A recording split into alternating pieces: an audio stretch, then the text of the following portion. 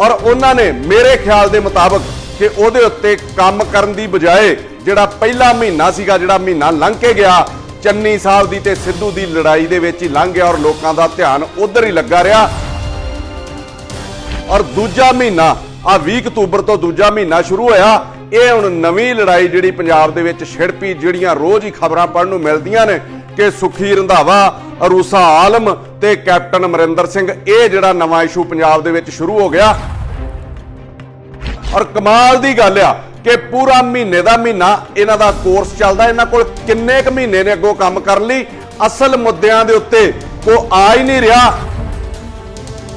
कि अरूसा आलम पिछले 16 सालों तो पंजाब दे विच कैप्टन अमरिंदर सिंह दे नाल वेले कोले लह रही सीगी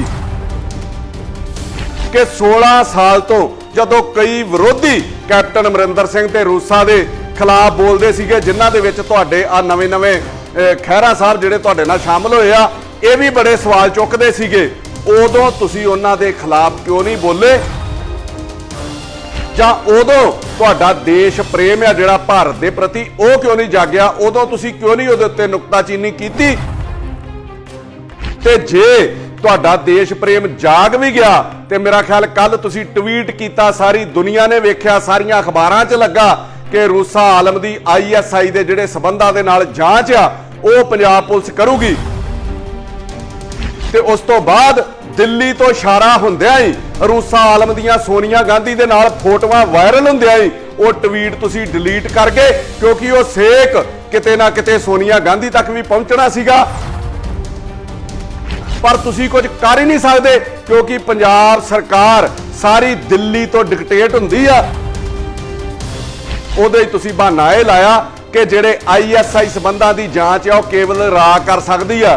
मैं तुहाडे ध्यान च लियाउणा चाहुंदा गृह मंत्री साहब, पुलिस दा महकमा तुहाडे कोल आ, किते सीनियर ऑफिसर नूं पुछ लो कि पहलां भी कई पुलिस ने इहो जिहे अतवादी जां इहो जिहे संबंधां वाले बंदे जिन्हां दे ISI नाल संबंध रहे आ, उन्हां नूं फड़ के पुलिस ने अंदर कीता वा। सो ये बहाना लाउणा ठीक ही नहीं सीगा, जदों पता ही है भी यह बंदा कोई देश विरोधी आ जां अतवादी आ जां उहदे उधर संबंध ने, ते आपां इह तां नहीं वेट करनी भी इहदी जांच जिहड़ी NIA जां रा करूगी। किन्ने अफसर लगे वड्डियां वड्डियां पोस्टां दे उत्ते, किन्ने बंदे चेयरमैन बने ते किन्ने बंदे MLA बने, ते उन्हां ने अहुदे लैण तो बादा किन्ने गलत काम कीते। असल च जे जांच करनी आ ते उस चीज़ की जांच करनी बनदी आ, किसी ने जनानी रखी नहीं रखी ये कोई जांच नहीं बनती। जनानियां ते कई रखी फिरदे आ, किसी दा छप जांदा वा अखबारां दे विच ते किसी दा छुप जांदा वा।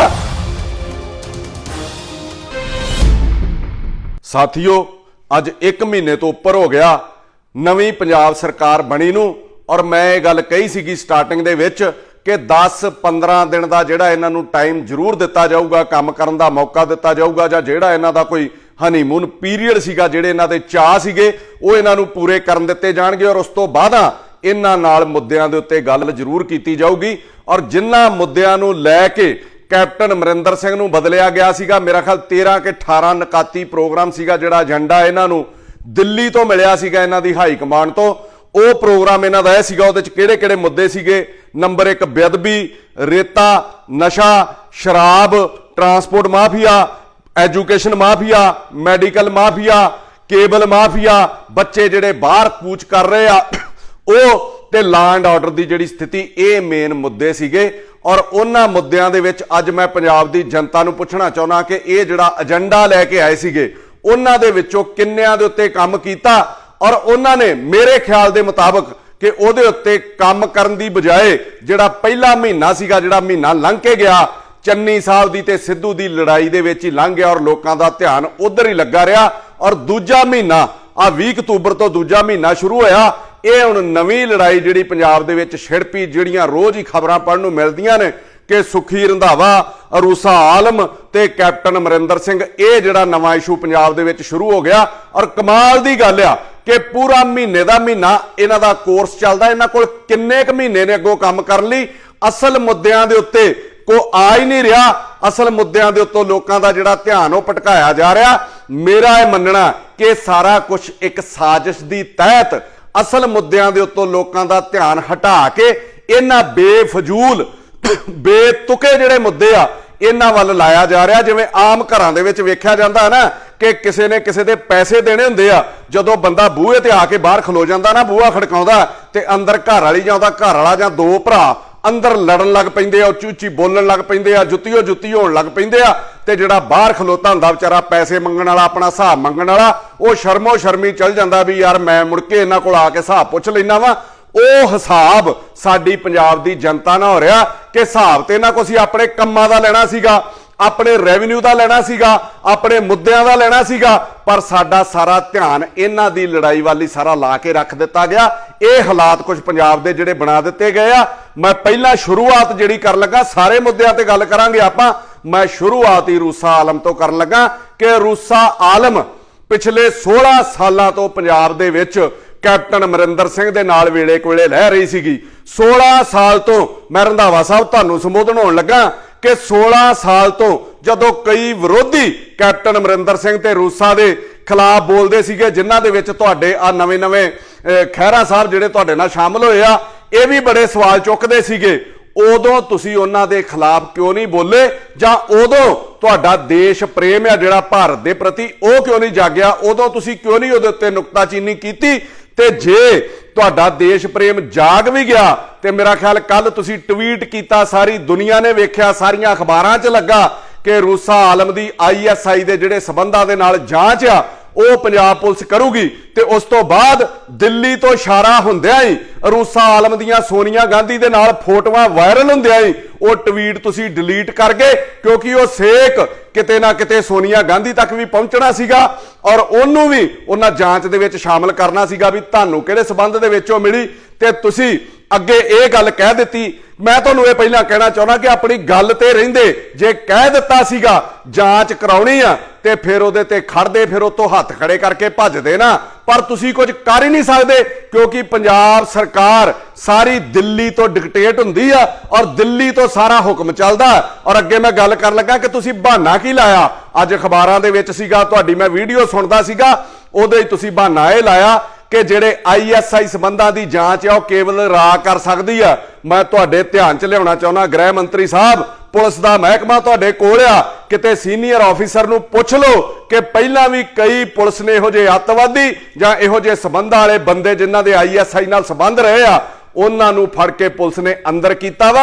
ਸੋ ਇਹ ਬਹਾਨਾ ਲਾਉਣਾ ਠੀਕ ਹੀ ਨਹੀਂ ਸੀਗਾ, ਜਦੋਂ ਪਤਾ ਹੀ ਆ ਵੀ ਇਹ ਬੰਦਾ ਕੋਈ ਦੇਸ਼ ਵਿਰੋਧੀ ਆ ਜਾਂ ਅੱਤਵਾਦੀ ਆ ਜਾਂ ਉਹਦੇ ਉਧਰ ਸਬੰਧ ਨੇ, ਤੇ ਆਪਾਂ ਇਹ ਤਾਂ ਨਹੀਂ ਵੇਟ ਕਰਨੀ ਵੀ ਇਹਦੀ ਜਾਂਚ ਜਿਹੜੀ NIA ਜਾਂ ਰਾ ਕਰੂਗੀ। ਅੱਗੇ ਮੈਂ ਆਪਣੀ ਗੱਲ ਤੇ ਆਉਣ ਲੱਗਾ, ਮੇਰੇ ਲਈ ਇਹ ਮੁੱਦਾ ਨਹੀਂ ਹੈ ਕਿ ਉਹ ISI ਦੀ ਏਜੰਟ ਹੈ ਜਾਂ ਨਹੀਂ ਹੈ, ਜਾਂਚ ਕਰਨੀ, ਜੇ ਜਾਂਚ ਕਰਨੀ ਹੈ ਤੇ ਮੇਰੀ ਨਜ਼ਰ 'ਚ ਮੁੱਦਾ ਇਹ ਹੈ ਰੰਧਾਵਾ ਸਾਹਿਬ ਕਿ ਉਹਦੀ ਸਿਫਾਰਿਸ਼ ਨਾਲ, ਰੂਸਾ ਆਲਮ ਦੀ ਸਿਫਾਰਿਸ਼ ਨਾਲ ਕਿੰਨੇ ਬੰਦੇ ਮੰਤਰੀ ਬਣੇ, ਕਿੰਨੇ ਅਫਸਰ ਲੱਗੇ ਵੱਡੀਆਂ ਵੱਡੀਆਂ ਪੋਸਟਾਂ ਦੇ ਉੱਤੇ, ਕਿੰਨੇ ਬੰਦੇ ਚੇਅਰਮੈਨ ਬਣੇ ਤੇ ਕਿੰਨੇ ਬੰਦੇ MLA ਬਣੇ, ਤੇ ਉਹਨਾਂ ਨੇ ਅਹੁਦੇ ਲੈਣ ਤੋਂ ਬਾਅਦ ਕਿੰਨੇ ਗਲਤ ਕੰਮ ਕੀਤੇ।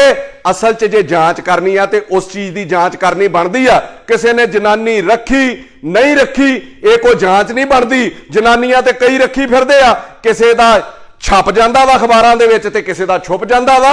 ਜਾਂਚ ਇਹ ਬਣਦੀ ਆ ਕਿ ਉਹਦੇ ਰੱਖਣ ਦੇ ਨਾਲ ਜਾਂ ਉਹਦੇ ਹੁਕਮਾਂ ਦੇ ਉੱਤੇ ਜਿਹੜੇ ਇਨਡਾਇਰੈਕਟਲੀ ਉਹ ਹੁਕਮ ਕਰਦੀ ਰਹੀ ਆ, ਉਹਦੇ ਨਾਲ ਪੰਜਾਬ ਦਾ, ਸਟੇਟ ਦੇ ਰੈਵਨਿਊ ਦਾ ਕਿੰਨਾ ਲਾਸ ਹੋਇਆ ਔਰ ਉਹਦੇ ਨਾਲ ਪੰਜਾਬ ਨੂੰ ਕੀ ਜਿਹੜੀ ਭਰਪਾਈ ਉਹ ਕਰਨੀ ਪਈ ਪੈਸੇ ਦੀ, ਕਿੰਨਾ ਵੱਡਾ ਨੁਕਸਾਨ ਹੋਇਆ। ਜਾਂਚ ਇਹ ਬਣਦੀ ਆ। ਫਿਰ ਤੁਸੀਂ ਅੱਗੋਂ ਇਹ ਕਿਹਾ ਕਿ ਮੈਂ ਚੀਕੂ ਤੇ ਸੀਤਾਫਲ ਦੀ ਸੁਰੱਖਿਆ ਨਹੀਂ ਕਰਦਾ, ਮੈਂ ਲੋਕਾਂ ਦੇ ਜਾਨ ਮਾਲ ਦੀ ਸੁਰੱਖਿਆ ਕਰਦਾ। ਮੈਂ ਤੁਹਾਨੂੰ ਸ਼ੀਸ਼ਾ ਵਿਖਾਉਣਾ ਚਾਹੁੰਦਾ ਵਾਂ। ਅੱਜ ਦੀ ਆ ਸਾਡੇ ਸ਼ਹਿਰ ਦੀ ਖਬਰ ਹੈ ਅੰਮ੍ਰਿਤਸਰ ਦੀ ਕਿ ਇੱਕ ਦਿਨ ਦੇ ਵਿੱਚ 6 ਚੋਰੀਆਂ ਰੋਜ਼ਾਨਾ ਸ਼ਹਿਰ ਦੇ ਵਿੱਚ, ਜਿਹਦੇ ਲਈ ਕਿਸੇ ਲਈ ਤੁਹਾਡੇ ਵਾਸਤੇ ਤਾਂ ਛੋਟੀ ਚੀਜ਼ ਲੱਗੂਗੀ ਨਾ, ਕਿਉਂਕਿ ਵੱਡੇ ਲੋਕ ਹੋ ਤੁਸੀਂ। ਕਿਸੇ ਦਾ ਸਕੂਟਰ ਚੋਰੀ, ਕਿਸੇ ਦਾ ਸਾਈਕਲ ਚੋਰੀ, ਕਿਸੇ ਦਾ ਮੋਟਰਸਾਈਕਲ ਚੋਰੀ, ਕਿਸੇ ਦੀ ਚੇਨ ਲੱਥ ਜਾਂਦੀ ਆ ਗਲ ਦੇ ਵਿੱਚੋਂ। ਕਿਸੇ ਮੈਨੂੰ ਅੱਜ ਖਬਰ ਮਿਲੀ ਕਿ ਬੱਚਿਆਂ ਦੇ ਲੈਪਟਾਪ ਤੇ ਮੋਬਾਈਲ ਜਿਨ੍ਹਾਂ ਦੇ ਉੱਤੇ ਕਲਾਸਿਸ ਲਾਉਂਦੇ ਸੀਗੇ, ਜੇ ਕਹੋਗੇ ਤੇ ਮੈਂ ਅਗਲੀ ਵੀਡੀਓ ਦੇ ਵਿੱਚ ਉਹ ਬੱਚੇ ਪੇਸ਼ ਕਰ ਦੂੰਗਾ ਤੁਹਾਡੇ ਸਾਹਮਣੇ, ਉਹਨਾਂ ਦੇ ਮੋਬਾਈਲ ਤੇ ਲੈਪਟਾਪ ਤੱਕ ਚੋਰੀ ਹੋ ਜਾਂਦੇ ਆ। ਔਰ ਸੀਸੀਟੀਵੀ ਦੇ ਵਿੱਚ ਜਦੋਂ ਚੋਰ ਆਉਂਦੇ ਉਹ ਕੈਦ ਹੋਣ ਦੇ ਬਾਵਜੂਦ ਵੀ ਪੁਲਿਸ ਤੁਹਾਡੀ ਮੌਕਾ ਵੇਖਣਾ ਵੀ ਪਸੰਦ ਨਹੀਂ ਕਰਦੀ ਕਿ ਥਾਂ ਦੇ ਉੱਤੇ ਜਾ ਕੇ ਮੌਕਾ ਵੇਖ ਲਿਆ ਜਾਵੇ। ਲੱਭਣਾ ਤੇ ਦੂਰ, ਰਿਪੋਰਟ ਲਿਖਣ ਦੀ ਵੀ ਜ਼ਹਿਮਤ ਨਹੀਂ ਜਿਹੜੀ ਇਹ ਪੁਲਿਸ ਤੁਹਾਡੀ ਉਠਾਉਂਦੀ। ਆਹ ਹਾਲਾਤ ਜਿਹੜੇ ਪੰਜਾਬ ਦੇ ਬਣੇ। ਇੱਕ ਸਲੋਗਨ ਆਉਂਦਾ ਸੀ ਨਾ ਕਰੋਨਾ ਦੇ ਵੇਲੇ ਕਿ ਬਿਮਾਰੀ ਨਾਲ ਲੜੋ, ਬਿਮਾਰ ਨਾਲ ਨਹੀਂ। ਸੋ ਮੈਂ ਤੁਹਾਨੂੰ ਵੀ ਕਹਿਣਾ ਚਾਹੁੰਦਾ ਕਿ ਜਿਹੜੀ ਮੁੱਢਲੀ ਜੜ ਆ ਉਹਨੂੰ ਫੜਨ ਦੀ ਕੋਸ਼ਿਸ਼ ਕਰੋ। ਇਹ ਦੋ ਲੜਾ ਮੈਂ ਤੁਹਾਨੂੰ ਮੁਖਾਤਬ ਹੋ ਕੇ ਕਹਿਣ ਲੱਗਾ ਕਿ ਰੰਧਾਵਾ ਸਾਹਿਬ ਜ਼ਮੀਨ ਦੇ ਉੱਤੇ ਆਓ। ਮੈਂ ਤੁਹਾਡੇ ਲਈ ਸ਼ੇਰ ਬਾਬਾ ਬੁੱਲੇ ਸ਼ਾਹ ਦਾ ਪੜਨ ਲੱਗਾ ਕਿ ਪੜ ਆਲਮ ਫਾਜ਼ਲ ਹੋਇਓ, ਪੜ ਆਲਮ ਫਾਜ਼ਲ ਹੋਇਓ, ਕਦੇ ਆਪਣੇ ਆਪ ਨੂੰ ਤੂੰ ਪੜਿਆ ਹੀ ਨਹੀਂ। ਜਾ ਵੜਦਾ ਮੰਦਰ ਮਸੀਤੀ, ਕਦੀ ਮਨ ਆਪਣੇ ਵਿੱਚ ਤੂੰ ਵੜਿਆ ਹੀ ਨਹੀਂ। ਐਵੇਂ ਰੋਜ਼ ਸ਼ੈਤਾਨ ਨਾਲ ਲੜਦਾ, ਕਦੇ ਨਫਸ ਆਪਣੇ ਨਾਲ ਤੂੰ ਲੜਿਆ ਹੀ ਨਹੀਂ। ਸੁਖੀ ਰੰਧਾਵਾ ਜੀ ਅਸਮਾਨੀ ਉੜਦੀਆਂ ਫੜਦੇ ਹੋ, ਜਿਹੜਾ ਘਰ ਬੈਠਾ ਉਹ ਫੜਿਆ ਹੀ ਨਹੀਂ। ਜਿਹੜੀਆਂ ਬਿਮਾਰੀਆਂ ਘਰ 'ਚ ਨੇ, ਜਿਹੜੀਆਂ ਬਿਮਾਰੀਆਂ ਨੂੰ ਤੁਸੀਂ ਦੂਰ ਕਰ ਸਕਦੇ ਹੋ, ਉਹਨਾਂ ਦੇ ਉੱਤੇ ਆਉਣਾ ਚਾਹੀਦਾ। ਦੂਜਾ ਮੁੱਦਾ ਤੁਸੀਂ ਇਹ ਕਿਹਾ ਸੀਗਾ ਬੇਅਦਬੀ ਤੇ ਨਸ਼ੇ ਦੇ ਉੱਤੇ।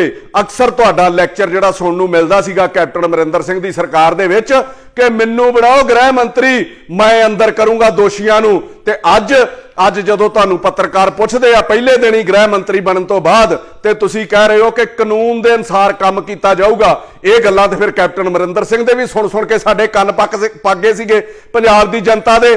ਤੁਹਾਡੇ ਨਾਲ ਪ੍ਰਗਟ ਸਿੰਘ ਹੋਣੀ ਵੀ ਮੰਤਰੀ ਬਣ ਕੇ ਬੇਅਦਬੀ ਦਾ ਮੁੱਦਾ, ਨਸ਼ੇ ਦਾ ਮੁੱਦਾ, ਰੇਤਾ ਦਾ ਮੁੱਦਾ, ਉਹ ਸਾਰਾ ਕੁਝ ਹੀ ਭੁੱਲ ਗਏ। ਮੈਂ ਉਹਨਾਂ ਨੂੰ ਵੀ ਪੁੱਛਣਾ ਚਾਹੁੰਦਾ ਕਿ ਪ੍ਰਗਟ ਸਿੰਘ ਜੀ ਟੀਚਾ ਜਿਹੜਾ ਉਹ ਮੰਤਰੀ ਬਣਨਾ ਸੀਗਾ ਕਿ ਪੰਜਾਬ ਨੂੰ ਇਨਸਾਫ ਦਿਵਾਉਣ ਦਾ ਸੀਗਾ।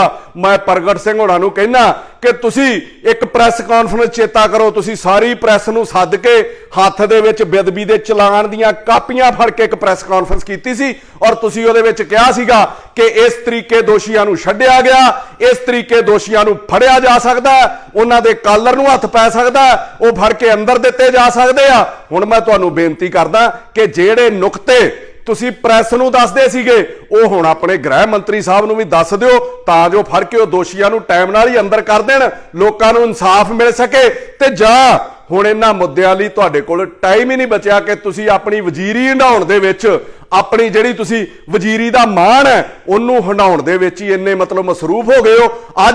ਅੱਜ ਦੀ ਤਰੀਕ 'ਚ ਬਦਕਿਸਮਤੀ ਹੈ ਕਿ ਜਿਸ ਬੰਦੇ ਨੂੰ ਤੁਸੀਂ ਵੰਗਾਰਦੇ ਸੀਗੇ ਕਿ ਇਹ ਰਲਿਆ ਹੈ ਫੜ ਕੇ ਅੰਦਰ ਨਹੀਂ ਦਿੰਦਾ, ਅੱਜ ਉਹ ਤੁਹਾਨੂੰ ਸਾਰੀ ਸਰਕਾਰ ਨੂੰ ਵੰਗਾਰਨਾ ਸ਼ੁਰੂ ਹੋ ਗਿਆ ਕਿ ਹੁਣ ਤੁਹਾਡੇ 'ਚ ਹਿੰਮਤ ਹੈ ਤੇ ਤੁਸੀਂ ਫੜ ਕੇ ਦੋਸ਼ੀਆਂ ਨੂੰ ਅੰਦਰ ਕਰੋ। ਇਸੇ ਲੜਾਈ ਦੇ ਵਿੱਚ ਪੰਜਾਬ ਨੂੰ ਕੀ ਫਾਇਦਾ ਹੋ ਰਿਹਾ? ਫਿਰ ਤੇ ਦੋਵੇਂ ਹੀ ਤੁਸੀਂ ਇੱਕੋ ਜਿਹੇ ਲੱਗਣੇ ਸ਼ੁਰੂ ਹੋ ਗਏ ਹੋ।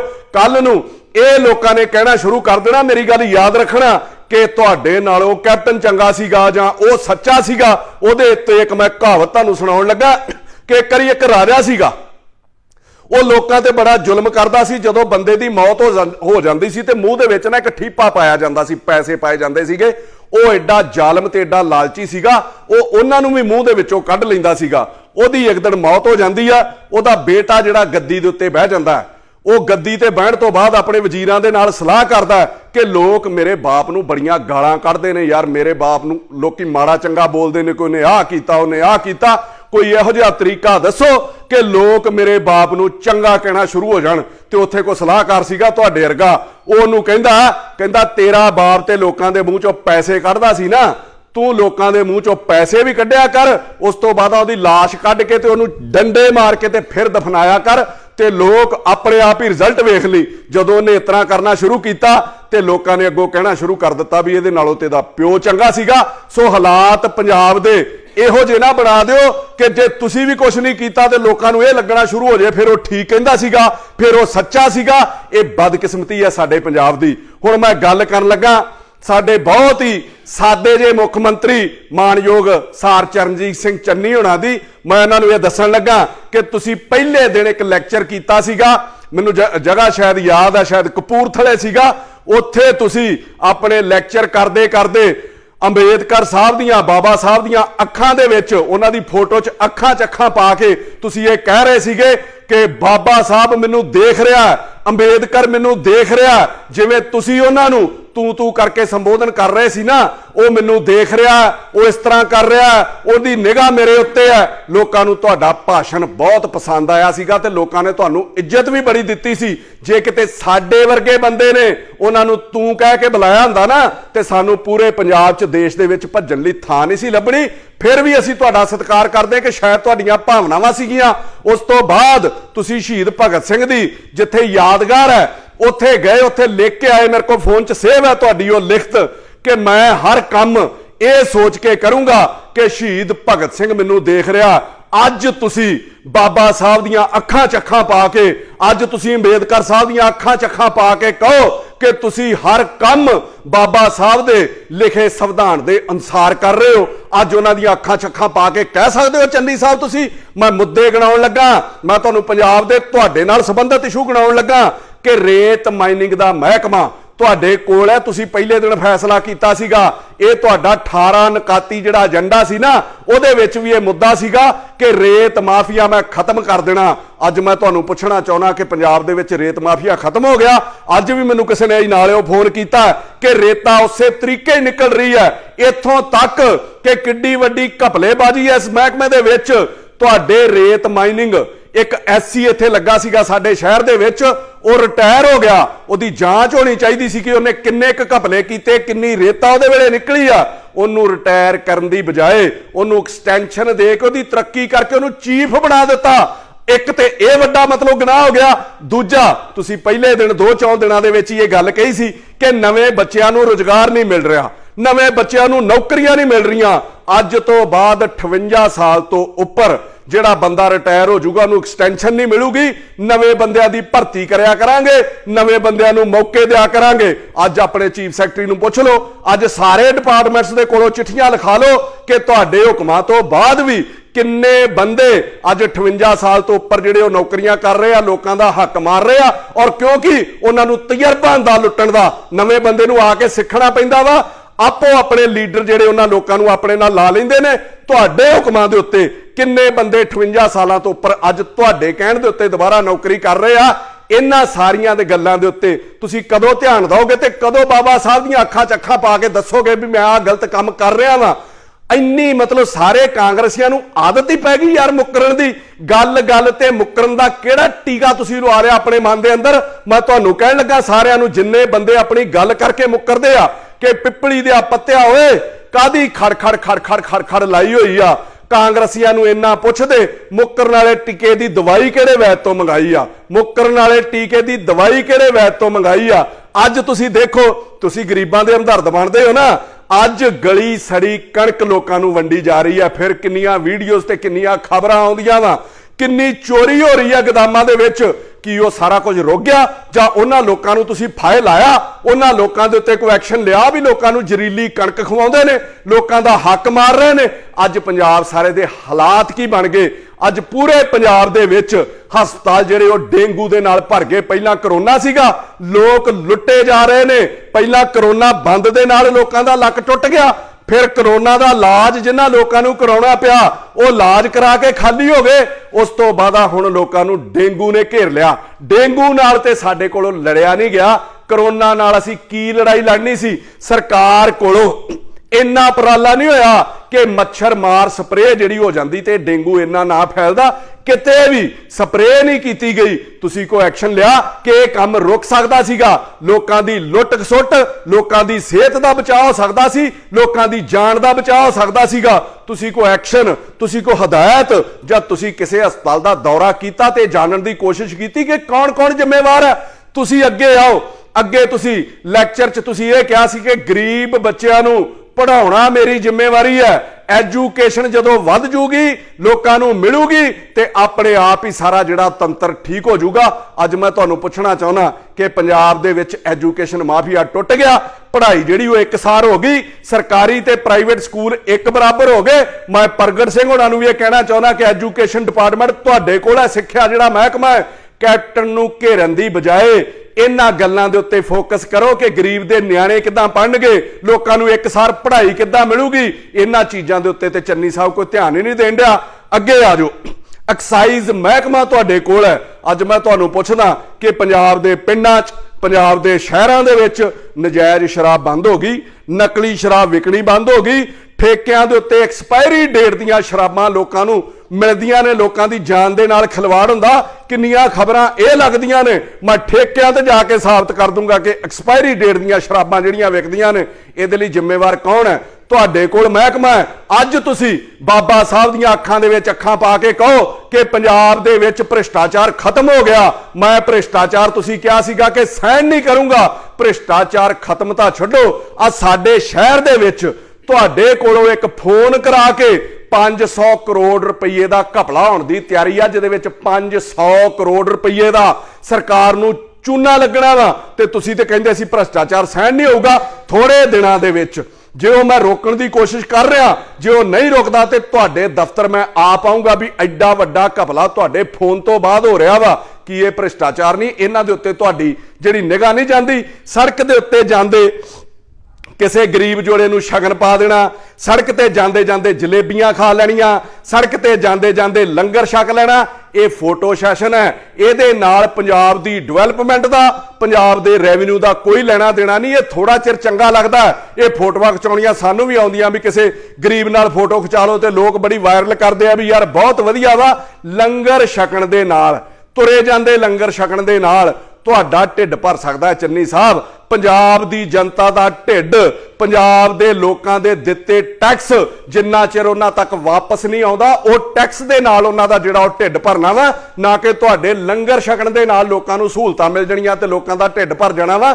ਸੋ ਮੇਰੀ ਅਖੀਰ ਦੇ ਵਿੱਚ ਤੁਹਾਨੂੰ ਇਹ ਬੇਨਤੀ ਹੈ ਕਿ ਜਿਵੇਂ ਕੈਪਟਨ ਅਮਰਿੰਦਰ ਸਿੰਘ ਨੇ ਗੁਟਕਾ ਸਾਹਿਬ ਦੀ ਸਹੁੰ ਖਾਧੀ ਸੀ ਨਾ, ਤੁਸੀਂ ਵੀ ਬਾਬਾ ਸਾਹਿਬ BR ਅੰਬੇਦਕਰ ਹੋਣਾ ਨੂੰ ਹਾਜ਼ਰ ਨਾਜ਼ਰ ਜਾਣ ਕੇ ਜੋ ਭਾਸ਼ਣ ਦਿੱਤਾ ਸੀਗਾ ਉਹਦੇ ਉੱਤੇ ਪਹਿਰਾ ਦਿਓ। ਜੇ ਗੁਰੂ ਮਹਾਰਾਜ ਦੁਨੀਆ ਦੇ ਖੁਦਾ ਨੇ ਨਾ, ਤੇ ਜਿਹੜੇ ਬਾਬਾ ਸਾਹਿਬ ਅੰਬੇਦਕਰ ਆ ਜਿਨ੍ਹਾਂ ਸਾਡਾ ਸੰਵਿਧਾਨ ਲਿਖਿਆ, ਉਹ ਸਾਡੇ ਦੇਸ਼ ਦੇ ਲਾਅ ਐਂਡ ਆਰਡਰ ਦੇ, ਸਾਡੇ ਸੰਵਿਧਾਨ ਦੇ ਖੁਦਾ ਨੇ। ਔਰ ਸਹੁੰ ਤੇ ਵਚਨ ਤੁਹਾਡਾ ਵੀ ਕਿਸੇ ਗੱਲੋਂ ਘੱਟ ਨਹੀਂਗਾ।